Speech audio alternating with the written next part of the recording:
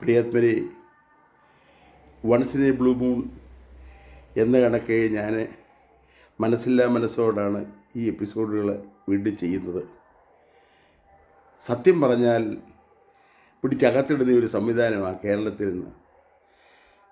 ക്രിസ്തീയതയില്ലാത്ത ക്രിസ്തീയ സഭകളെ ഒന്ന് കണ്ണാടി പിടിച്ചു കൊടുത്ത കുറ്റത്തിന് 303 കേസ് ഈ വയസ്സുകാലത്ത് എൻ്റെ തലയെ കെട്ടിച്ചുമത്തിയ ബഹുമാനപ്പെട്ട കത്തോലിക്ക സഭയ്ക്ക് ആദ്യം നന്ദി പറഞ്ഞുകൊണ്ട് ഈ എപ്പിസോഡ് ഞാൻ സമർപ്പിക്കുന്നു. ഇന്നലെ എന്നെ സംബന്ധിച്ച് വളരെ ചിന്തനീയമായ ഒരു കാര്യം ഉണ്ടായി. അത് നിങ്ങളെ ഒന്ന് അറിയിക്കാൻ വേണ്ടിയിട്ടാണ്. ഞാനിത് ആരെയും കളിയാക്കാനോ പ്രത്യേകിച്ചൊരു പാർട്ടിയെ കളിയാക്കാനോ ഒരു വ്യക്തിയെ കളിയാക്കാനോ ഒന്നുമല്ല. നേര് കണ്ടത് എൻ്റെ മനസ്സിൻ്റെ നേര് നിങ്ങളെ ഒന്ന് അറിയിക്കുന്നു. മനസ്സുള്ളൊരു കേട്ടാൽ മതി. മകൻ ചത്താലും അപ്പൻ്റെ മരുമകളുടെ ദുഃഖം കാണണം, മകൻ ചത്താലും മരുമകളുടെ ദുഃഖം കാണണം എന്ന ശാഠ്യത്തോടെ മകനെ പ്രാവുന്ന ഒരപ്പനെ ഞാൻ ഇന്നലെ കണ്ടു. അവൻ തോക്കണം, എൻ്റെ മകൻ തോക്കണം, മറ്റവൻ ജയിക്കണമെന്ന്. അത് ഈ കൊച്ചൻ ആദ്യമായിട്ട് നിൽക്കുക, എൻ്റെ സന്തതി, എൻ്റെ ശരീരത്തിൽ ഞാൻ തന്നെ ജന്മം കൊടുത്ത എൻ്റെ പൊന്നുമുത്ത് ആദ്യമായിട്ട് നിൽക്കുക എൻ്റെ രാഷ്ട്രീയത്തിൽ തന്നെ. അന്നേരം എല്ലാ അനുഗ്രഹങ്ങളും അവർ കൊടുക്കേണ്ട തന്ത വേവത്തെ വിപരീതം പോലെ തിരിച്ചു പറയുക അവൻ തോൽക്കണമെന്ന്. അങ്ങനൊരു തന്തയെയും ചിന്തിക്കാൻ ഇട വരരുത്. ആ തന്ത അങ്ങനെ ചിന്തിച്ചെങ്കിൽ ആ തന്ത തന്നെ ശപിക്കപ്പെട്ടവനാണെന്നാണ് എൻ്റെ വ്യാകരണം പറയുന്നത്. ഞാനും ഒരു തന്തയാണ്, 3 ആമ്പിള്ളാരുടെ തന്തയാണ്. എനിക്ക് 84 ഇല്ലെങ്കിലും 78 ഉണ്ട്. അങ്ങനെ ചിന്തിച്ചുകൂടാ. ചിന്തിച്ചാൽ അവൻ തന്തയല്ല, തന്തയ്ക്ക് പോലെ എന്തോ സാധനമാവൻ.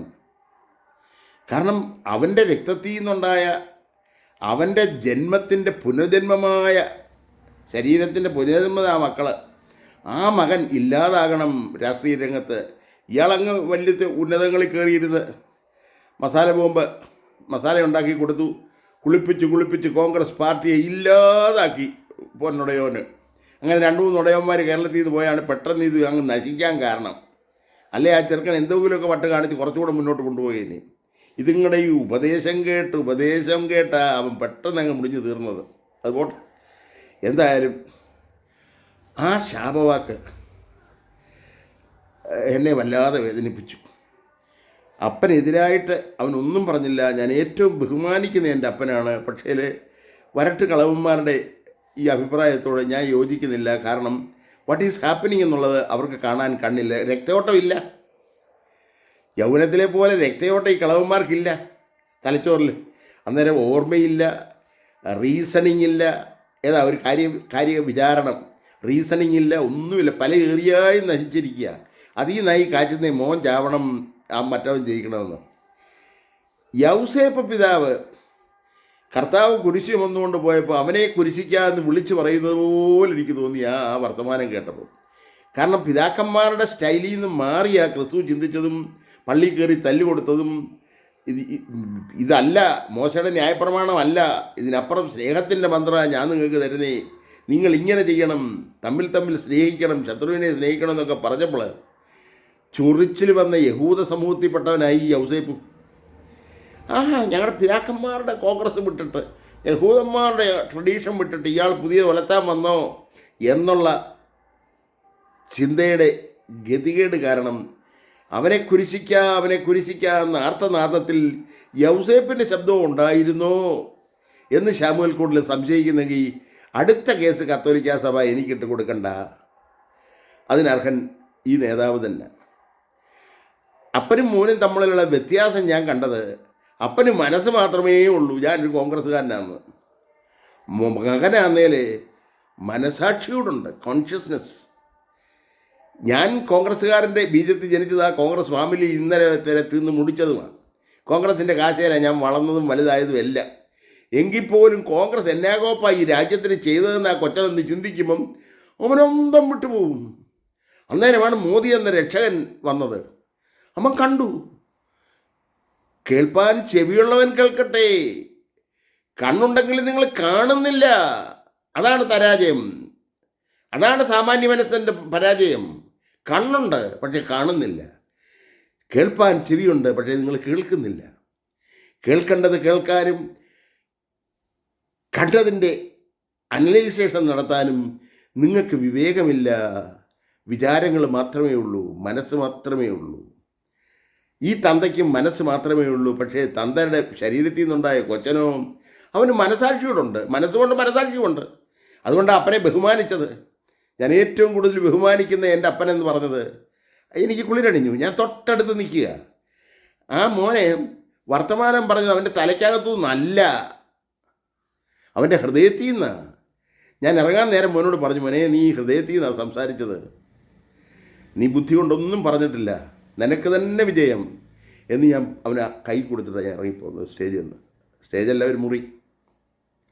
എന്തായാലും എന്നെ കേൾക്കുന്ന, അവനെ കുരിശിക്കുക എന്ന് പറഞ്ഞ അനേകം അച്ചായന്മാർ കേൾക്കാൻ ഞാൻ പറയുക, നിങ്ങളുടെ കഥ പോക്ക.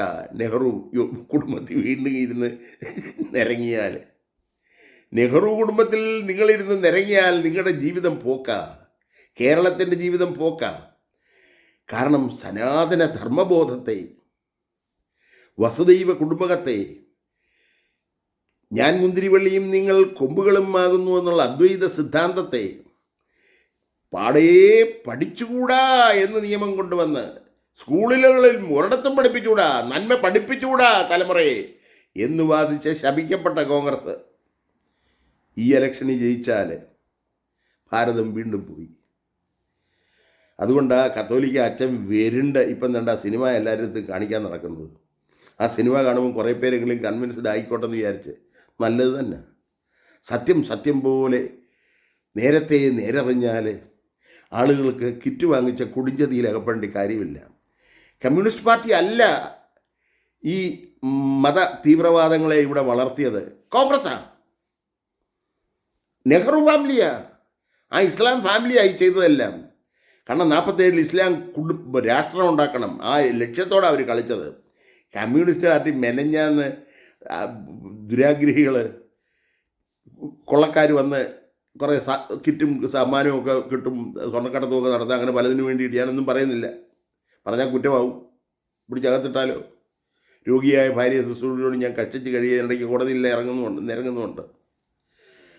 ഞാൻ ഇന്നലെ ആ മോൻ്റെ തൊട്ടടുത്ത് നിന്ന് അവൻ്റെ ഹൃദയസ്പന്ദനം ഏറ്റുവാങ്ങി അത് ആസ്വദിച്ച് അവനെ അഭിനന്ദിച്ചതുകൊണ്ട് ഞാൻ അതിൻ്റെ ഒരു കഷണം അറിവ് നിങ്ങൾക്ക് തരിക. എന്നെ കേൾക്കുന്നവരെയും ഈ വട്ടം നിങ്ങളുടെ വോട്ട് നിങ്ങൾ പ്രോപ്പറായിട്ട് ഉപയോഗിച്ചില്ലെങ്കിൽ ആൻ്റണിയുടെ ശാപവാക്ക് നിങ്ങൾ സത്യമാക്കാൻ പോകുകയെന്നേലേ നിങ്ങളാ ശപിക്കപ്പെട്ടവർ.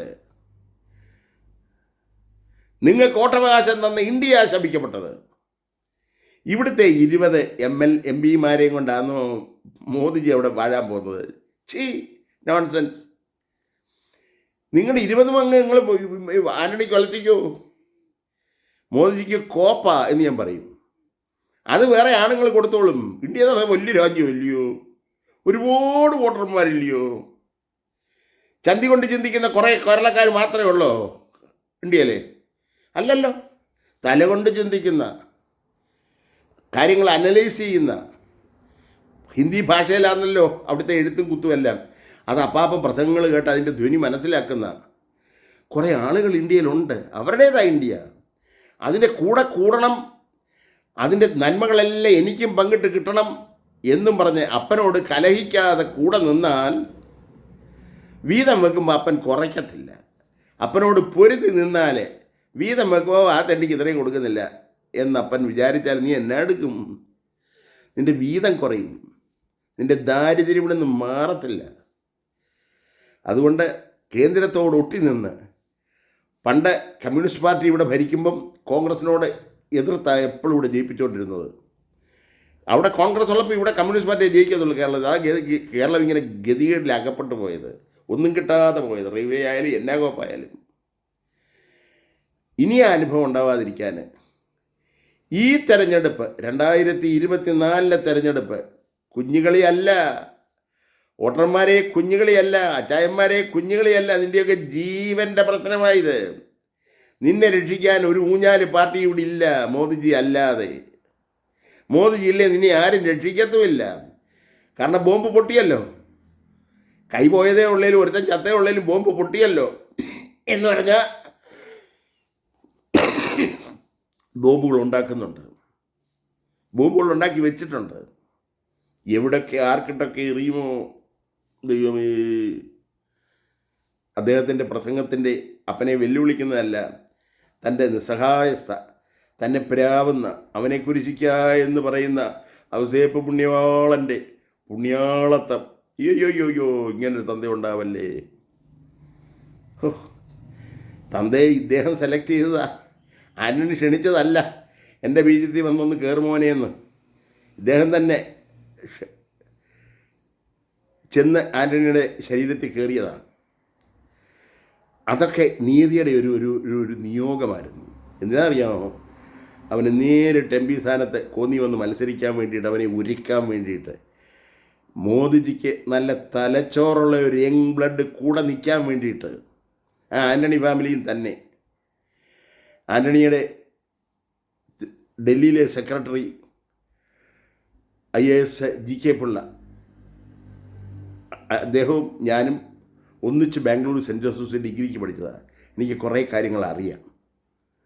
GK പിള്ള ഞങ്ങൾ 4 കൊല്ലം ഡിഗ്രിക്ക് ഒരു ബെഞ്ചിൽ നിന്ന് പഠിച്ചതാണ്.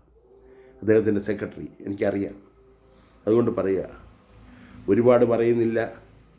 ഏതായാലും മകനെ പ്രാവുന്ന അപ്പാ, നിൻ്റെ നാക്ക് അയ്യേ അധമമായി പോയല്ലോ എന്ന് ഞാൻ വ്യാകുലപ്പെടുന്നു എന്നും പറഞ്ഞ് പരിഹസിക്കുകയല്ല കേട്ടോ. ഞാനൊരപ്പനായോണ്ട് എൻ്റെ മക്കളെ പ്രാവാൻ എനിക്ക് പറ്റത്തില്ല. അവർക്ക് ഇന്നത് വരും എന്നുള്ളത് മുന്നറിവ് ഞാൻ കൊടുക്കാനൊക്കെ, അവൻ ഇന്നത് ചെയ്താൽ കർമ്മഫലം വരുമേ കുഞ്ഞേ എന്ന് ഞാൻ പറയും. പക്ഷേ അവരെ പ്രാവാൻ എനിക്കൊക്കത്തില്ല.